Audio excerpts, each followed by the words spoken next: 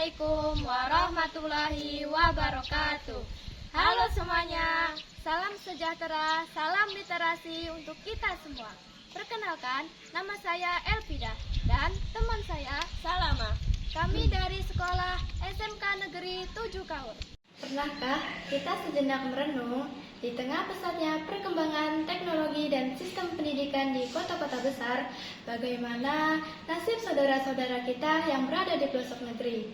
Bagaimana seorang guru bisa mencapai tujuan pembelajaran yang ideal ketika akses jalan saja masih berupa tanah lumpur dan fasilitas sekolah sangat minim? Hari ini kita akan membedah sebuah buku yang akan membuka mata batin kita tentang realitas tersebut.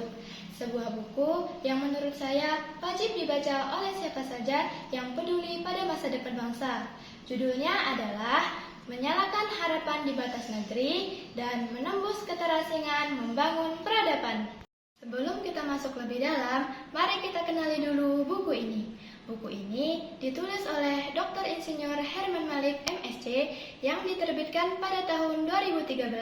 Buku ini juga memiliki 235 halaman dan diterbitkan oleh penerbit kenamaan yang sering melahirkan literatur sosial, yaitu LP3ES. Satu hal yang membuat buku ini tidak bisa dipandang sebelah mata.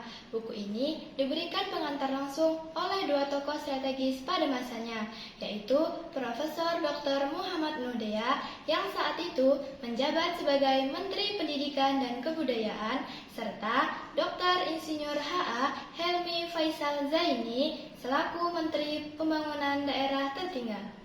Kehadiran dua pengantar ini seolah memberikan stempel bahwa gagasan di dalam buku ini diakui secara akademis dan sejalan dengan kacamata pembuat kebijakan. Buku ini bukanlah teori pedagogi yang melangit dan sulit dipahami. Ini adalah sebuah refleksi catatan lapangan yang sangat empiris tentang bagaimana membangun rasa tidur di daerah tertinggal. Penulis secara gamblang memotret benang kusut pendidikan daerah tertinggal. Kita diajak melihat bagaimana standarnya pendidikan yang merata. Jika sekolah di kota sudah bicara soal inovasi digital dan bahan ajar interaktif, sekolah di daerah tertinggal masih harus berjuang dengan infrastruktur dasar yang kompeten.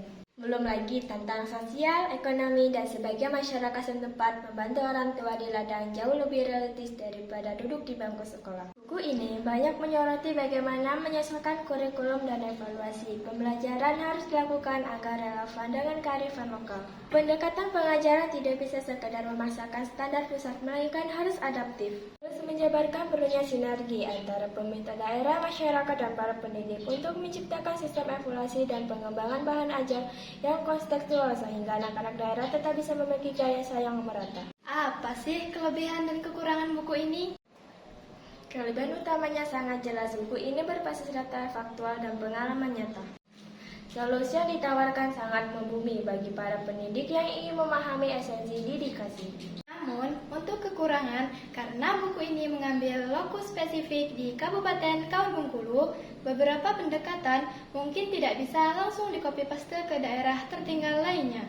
Misalnya, di wilayah pegunungan Papua atau pulau-pulau terluar Maluku, karena tantangan geografis dan kulturnya pasti berbeda. Selain itu, gaya bahasanya di beberapa bagian terasa cukup birokratis, sehingga butuh konsentrasi lebih bagi pembaca awam untuk mencerna arah kebijakan yang dimaksud.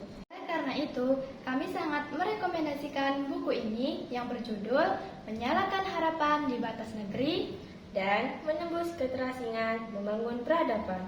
Untuk rekan-rekan guru, mahasiswa pendidikan, hingga para perumus kebijakan. Baiklah, sekian ulasan buku kali ini. Semoga menyalakan harapan di batas negeri dan menembus keterasingan membangun peradaban di negeri kita semakin terang, hingga ke pelosok-pelosok desa.